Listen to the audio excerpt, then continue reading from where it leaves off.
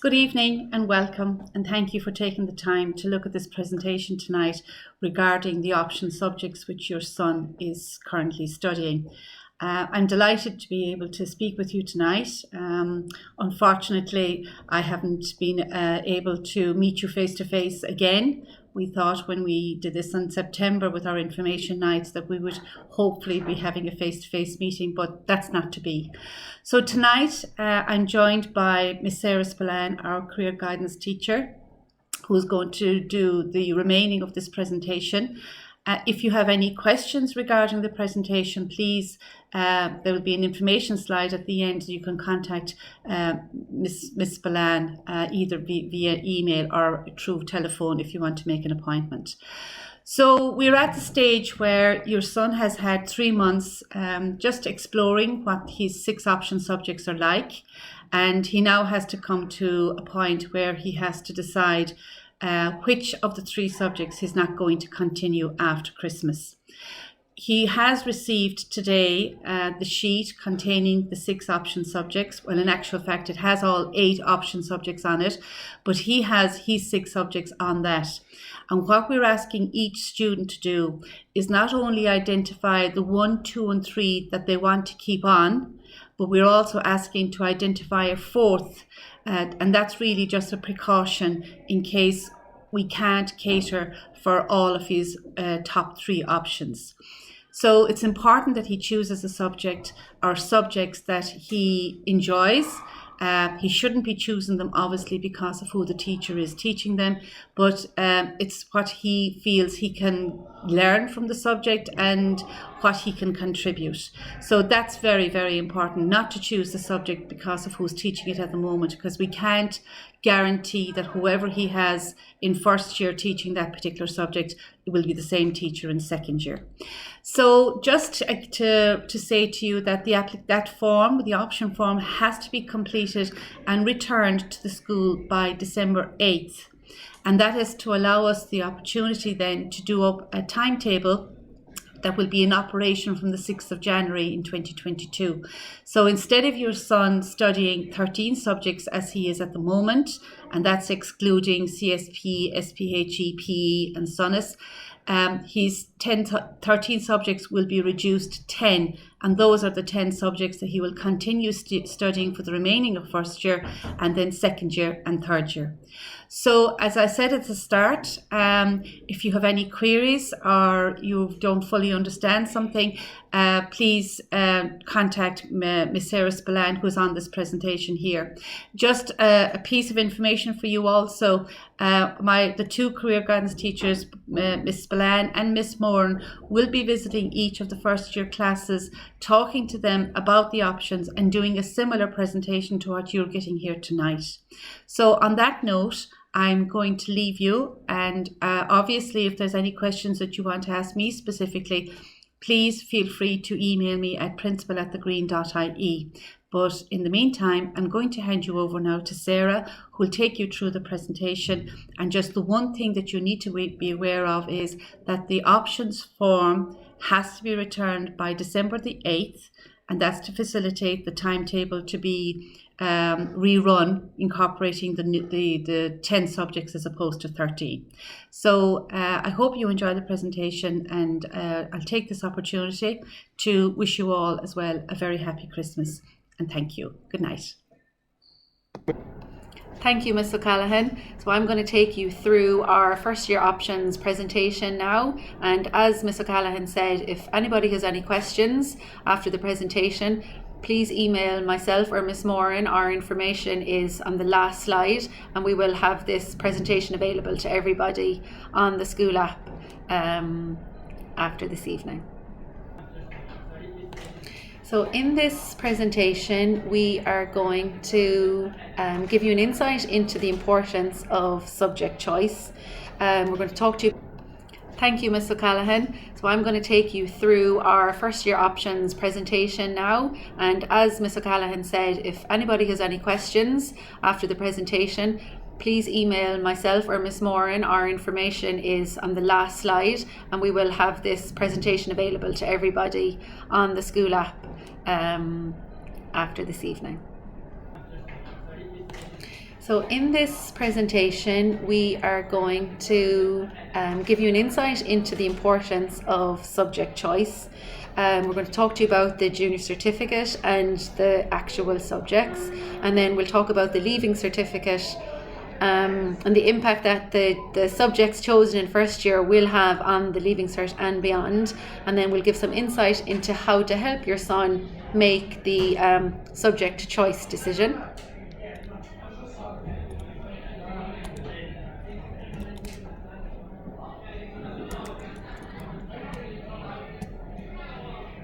So the factors that will influence subject choice. Firstly, your son's ability and aptitude in the subject, what subjects they enjoy studying, their plans and aspirations for the future. Is there a subject requirement for a third level? What do their friends say? What are their parents saying? Have they any older siblings who've gone through the process? Subjects that are perceived as being easy or hard, and then liking a particular teacher. So rightly or wrongly, these are different things that will influence your son's subject choice. And what we want to do is negate the consequences of poor subject choice. So take out the factors that shouldn't be influencing and then what should be. So the consequences that we find of poor subject choice on students, they're likely to be unhappy in class.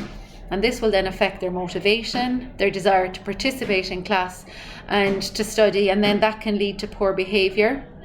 We also find that students may not do well overall in all of their subjects, because if they're studying and they're not liking a subject, then they're not going to do well in it, or they're not going to want to study it, they're not going to want to do homework, and that's obviously going to affect then the grades that they achieve.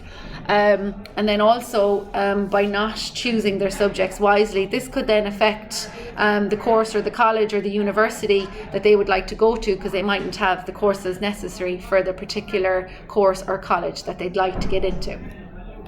So let's start and let's look at the core junior certificate exam subjects. So all students will study English, Irish and Maths, unless they have an exemption in Irish, where they could receive extra tuition classes or choose an alternative option. They'll study science, history, geography and religion. These are all the core exam subjects. We then have non-exam junior certificate subjects. They come under the umbrella of SONUS and Wellbeing, and they have physical education, PE, SPHE and CSPE. And that then brings us to our optional junior certificate subjects, which are the subjects that we're talking about tonight. So there are 7. There is art, business studies, French, German, MTW or woodwork as it's sometimes called, technical graphics and technology. So we're going to ask your son to choose from the 3 of the 6 that he's currently studying of these 7 optional subjects. So he will be studying 3. So as of January the 6th, 2022, he will no longer be doing 13 subjects, he'll be doing 10 subjects. So now I'm just going to give you a brief outline of the 7 different optional subjects. So we'll start with art. So if you see here, in art, students will study the principles of design, the different elements of art. They learn about the knowledge and skills associated with the different processes. They will learn how to work in 3D, so about construction, sculpture, clay, and they'll also learn about art history. The different careers that you could go into while studying art or using art would be graphic design, interior design, architecture. Very important to have art and architecture. Not necessary, but it really goes a long way, the different universities would say. Product design, they're just to name but a few. I think it's important to note that if students would like to study art for their leaving cert, they must have it for their junior cert, so they will have to pick it as one of their 3 options. How is the junior cert art assessed? So there are 2 classroom-based assessments which take place in 2nd and 3rd year, and then there's 1 external assessment which happens at the end of 3rd year. Alright, that then takes us to business studies. So in business studies, students will learn to collect, organise and record financial information. They'll learn about their rights and responsibilities as a consumer. They will learn to calculate wages, find out about our membership of the EU and the importance of that. And then they will develop communication skills. such as letter writing and report writing. What careers would you be linking with your business studies in school? You'd be linking accountancy, management, marketing, ultimately working as an entrepreneur. But whatever career that your son does go into, business studies is at the heart of whatever it is, because there's an element of it in all the different careers. How is business studies assessed? There is a classroom-based assessment, and then there is a final written exam, which is 90%. That then takes us to the languages. So whether it's French or it's German, students will learn how to communicate in the language. They'll develop their speaking, their listening, their writing skills in that language, and they'll also learn new cultures and ways of life and history. Again, like art, it's necessary to study either French or German at junior cycle if they would wish to take those up for their leaving certificate. The different careers that you could use or pursue using your languages could be journalism, management, marketing, teaching, working as an interpreter. The way that languages is assessed, there are two classroom-based assessments, and then there is one external assessment at the end of junior certificate. There's a note there that talks about the college requirement, and we'll touch on that more in later in the presentation. But basically, there are still some colleges or universities that will require a third language or a modern foreign language for many of its courses. We'll chat about that more later on. So then we'll go to MTW, sometimes known as wood technology or woodwork. So students will learn how to design a project given a brief description. They'll learn about wood as a material. They'll work mainly with wood, but also other materials. They will learn to prepare and design drawings, make small projects from these drawings. Different careers that they could pursue using this type of subject would be working in manufacture, in construction, product design, woodwork, and working in carpentry. You'll see here that the practical project is actually worth 70% in MTW, and then the written final exam is 30%. Technical graphics. Students will learn how to produce drawings using drawing equipment, freehand sketches, and computers. They will develop problem solving skills and creative thinking skills through the solution of graphical problems and diagrams. It's also important to note that if students would like to do technical graphics for their leaving cert, where it's called DCG, Design and Communication Graphics, they have to do technical graphics for their junior cert in order to be able to do that for their leaving. Careers that you could go into with technical graphics: architecture, product design, engineering, graphic design and illustration. The ways that it's assessed: you have a practical project worth 60%, and then a written project at the end of third year worth 40%. And then lastly, we have technology. In technology, students will get an understanding of different materials and their properties and how best to work with them. So with metals, plastic, wood, ceramics, students will use computer technology to design circuits, complete design drawings, and control machinery such as 3D printers, laser cutting, and robotics. So the careers that you could go into with technology include electronics, ICT, architecture, product design, and engineering. And then the way that technology is assessed for the junior cycle, there is a 70% project and a 30% written exam, again in June of third year. So that's really a whistle-stop tour of the 7 main option subjects. We will email this presentation to all of you or make it available on the app. So you will be able to go back over and have a look at the different subjects and the different information that I flew through. But I think what's important to note is that the different modes of assessment in the different subjects. If your son is potentially better at continuous assessment, then some of the subjects might be more suited to him, rather than having an exam at the end that's worth a higher proportion of the exam. So it's just down to where your son's strengths and abilities lie, and it's being aware of that and doing research into the subjects. And so that's just talking about the subjects. I think it's important, while we're speaking about the junior cycle and the subjects that your son is going to choose, it's important to understand the leaving certificate. Now, while some of you might have had children who've already gone through this process, this might be first for a lot of you, where your son is the first in your family who's actually sitting down doing, filling out his form and choosing his options in first year.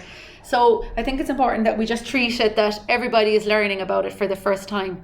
So for the leaving certificate, most students will take 7 exam subjects, and these subjects are either higher or ordinary level, and for maths and Irish you can also do foundation.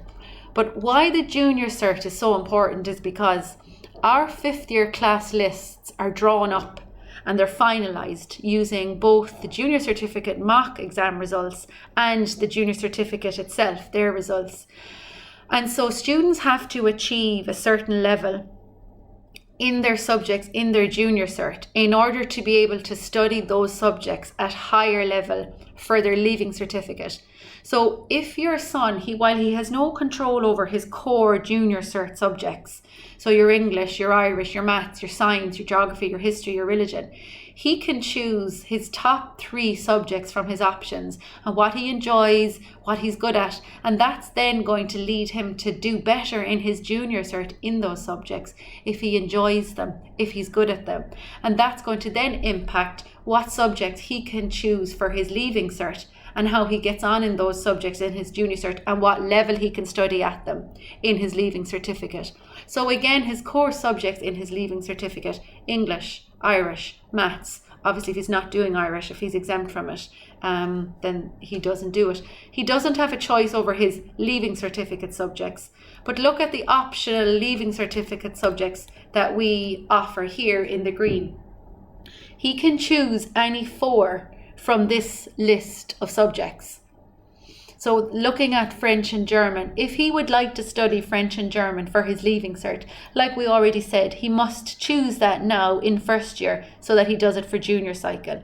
Physics, chemistry, biology, ag science and applied maths, they all come under the umbrella of science. So he won't actually have to choose from them in his junior cycle in order to be able to pick them for his leaving cert, but he will have to score certain levels or certain percentages or grades in his science in order to be able to go into a higher level or to be able to study that subject at a higher level for his leaving cert.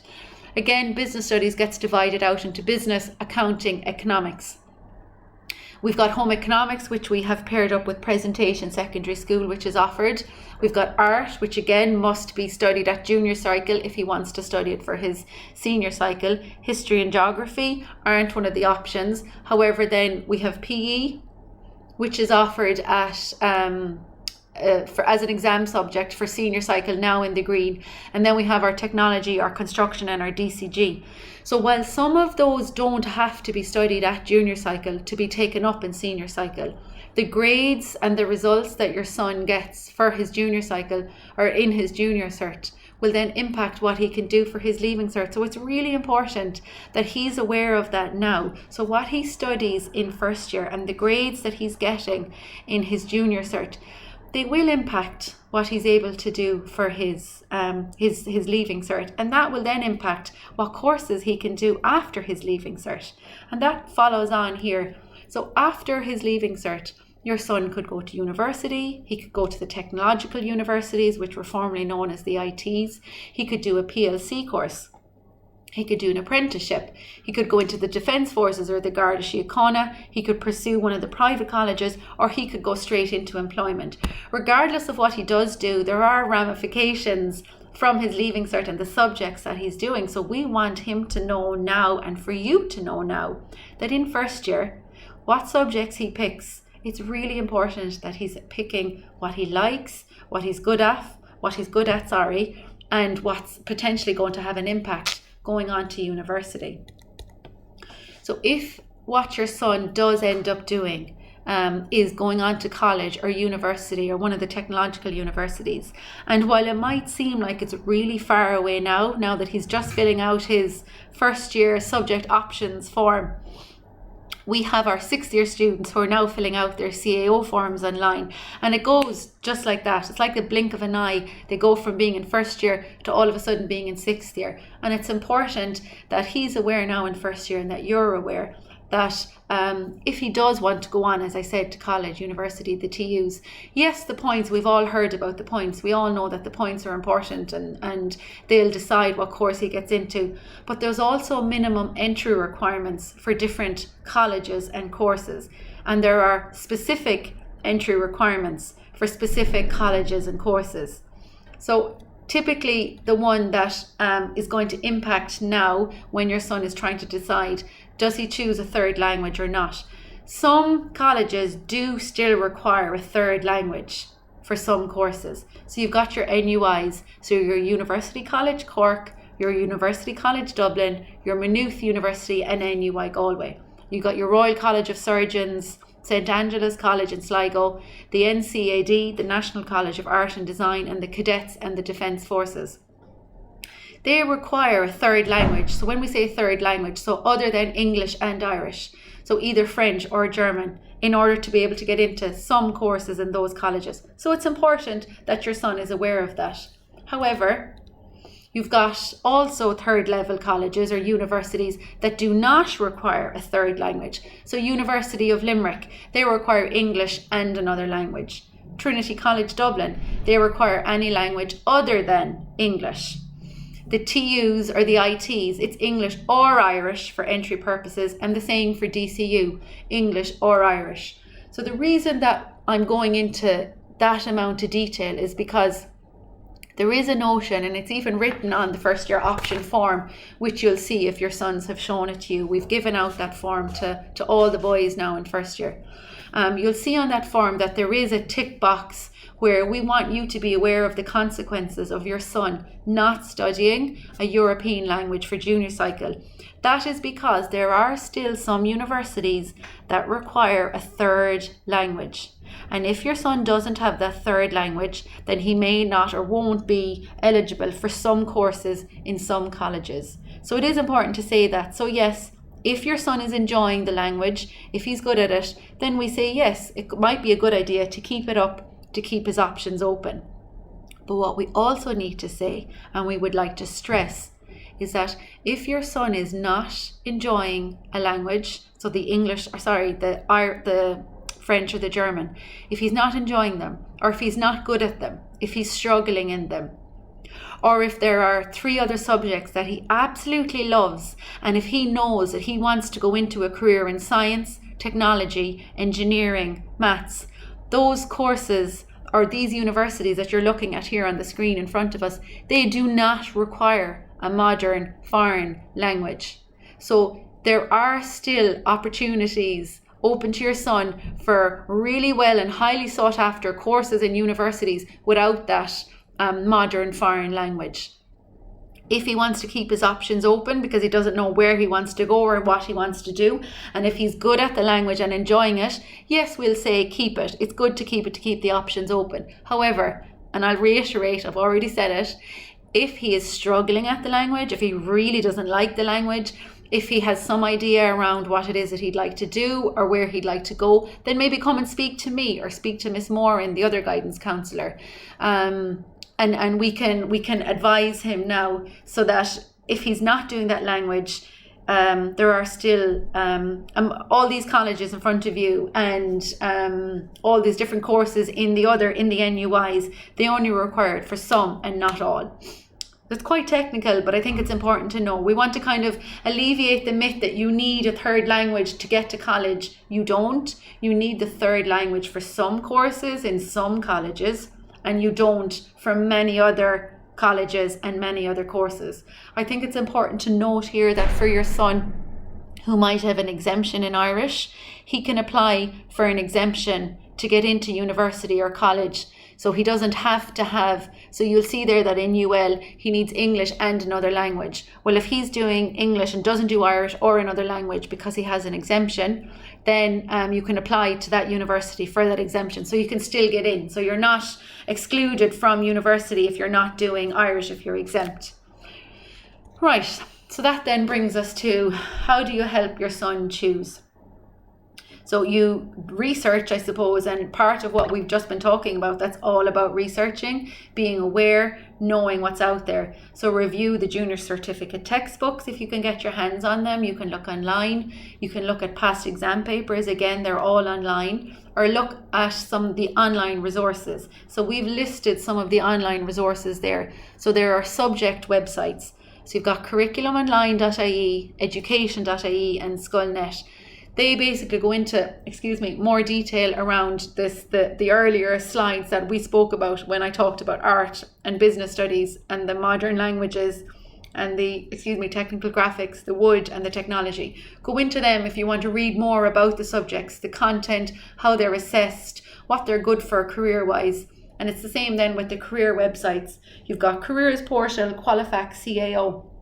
If your son is saying to you now, God, I think I'd really like to do medicine, then you could chat to us, obviously, or you can do your own research. Go onto your careers portal, type in medicine and see the different subjects that are needed, the different subject requirements. So that's what we're advising you to do and your son to do, is to do the research. Have an idea now. Don't be there when in at the end of third year or at the end of sixth year and your son is saying, well, I didn't know that I needed a language for that, or I didn't know that I needed a science subject, or I didn't know that I needed either art, for example, or technical graphics to do architecture, for example.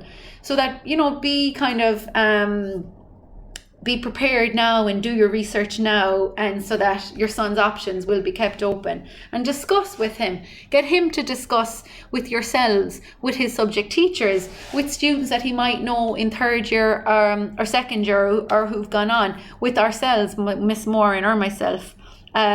With you guys, chat about how he's getting on. So reflect. So while he's discussing, have him reflect on his interests, how he feels he learns. Have him ask himself, do I enjoy this subject? Do I know that my strengths or my talents or my attributes, are they reflected in this subject? Am I choosing this subject because of friends or teachers? Don't forget, just because he's with a certain friend group or class group now for the option subjects, that will change. His teachers, there's no guarantee that whatever teacher he has now for his option subjects, that he'll have that same teacher going forward. Ask himself, is he motivated to achieve in the subject? So again, we want him getting the best junior cert that he can, so that his best options are open and available to him for his leaving cert and beyond. Is there a chance that he might need a certain subject for further study or career? And is he keeping his options open? So similar points. Will he potentially need a modern foreign language for a certain course in a certain college? So these are the things we would like him to think about himself. So get him involved in the deciding process, and not just because he's picking a subject because of a certain teacher or because he's done a certain thing in a subject. Don't forget, he's only had tasters. So September, October, November, they've just been tasters in the different subjects. He needs to do a bit more research into how the subjects are going to be assessed. Does that suit him? So if he enjoys learning about the business world, then maybe business studies is suitable. If he's talented and gifted in the arts and he enjoys using his creativity, maybe art is suited. If he has a good grasp of languages and he enjoys learning about different cultures, maybe it's French, maybe it's German. Does he enjoy making things, doing things, or knowing how things work? Maybe it's technology or wood technology. So we've probably covered off a lot of what this table says. So the do's and the don'ts. So the do's, he's choosing subjects he enjoys, that he's good at. He's choosing subjects that he might need for his potential career or course. He wants to keep his options open so that he can make a balanced choice now for the future. Do talk to guidance counsellors and teachers, and talk to his parents or guardians. What we don't want happening is, don't choose a subject because your friend is taking it. Don't choose a subject because you like, or importantly, dislike the teacher. Don't choose a subject because you think it will be easy. It will be easy if you like it and you're good at it, because you'll be willing to work at it. So it will suit you. Don't choose a new subject without finding more about it. Don't make a decision at the last minute. So I saw some of your sons, when I handed them out the form on Friday, they had the form filled out before they even put it in their bag, before thinking, before talking to their teachers, before talking to yourselves. So I think it's really important now to take stock. The forms aren't due in until Wednesday, December the 8th.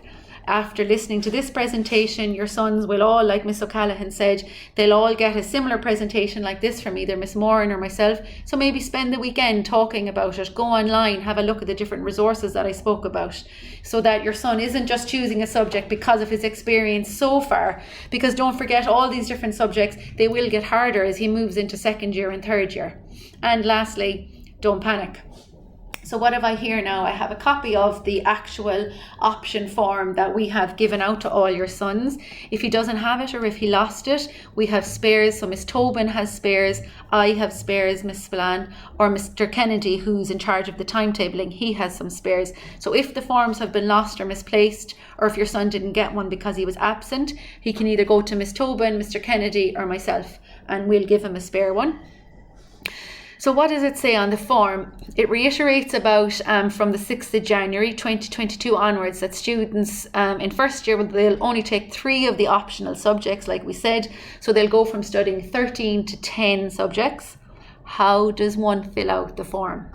What we are asking you to do is you fill it out in order of preference from number 1 to number 6. So note that number 1 is the subject that your son most wants to take. So if he wants to do business studies, number 1 above and beyond all the rest of them, he puts number 1 opposite business studies.